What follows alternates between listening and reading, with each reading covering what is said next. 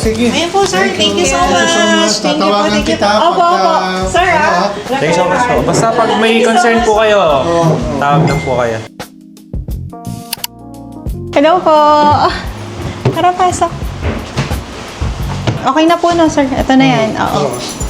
Turn over na tayo. Tinesting ko ng susi. Para sa CCTV yan? Yes po.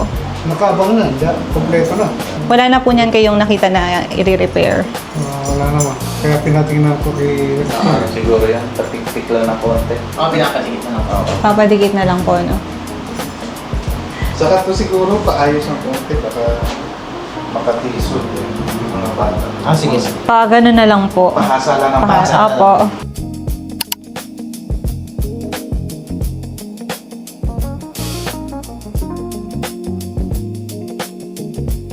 Meron tayong in-open ngayon, sir, sa harap. Nasa 10 to 13M yung price. Wow. Malapit Yung na ano sa po, isip sir, ko yung eh. ginagawa dun sa harap Ay, na, ginagawa? oo, naka-for sale na siya ngayon. Iba yun. Ganun din, sir, same lang. Pero dahil malapit siya sa ano, oo. mahal na po.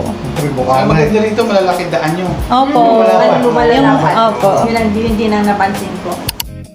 Bali, papasend ko lang yung receiving copy namin, sir. Nakatunayan, ni-receive niyo po yung contract ko, sir. Tsaka Tsaka yung settlements. susi. Sir, okay na po na yan. Okay na.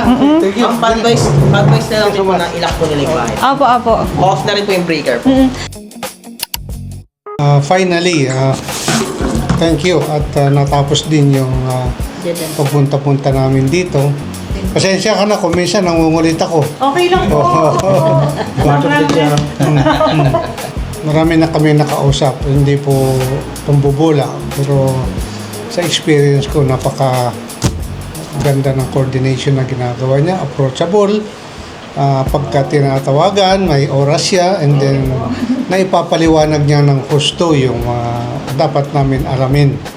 Kahit na hindi pa namin dapat malaman, in advance niya kami bigyan ng information. So, nakakatulong dun sa pag-acquire namin ng property. Especially yung owner, yung anak ko ay wala dito. Ako yung parating humaharap as the administrator. So, nakita ko yung ganda ng coordination na ginagawa niya. Siguro nakakatulong din dahil yung mister niya ay kasama din. Kasama rin sa habang.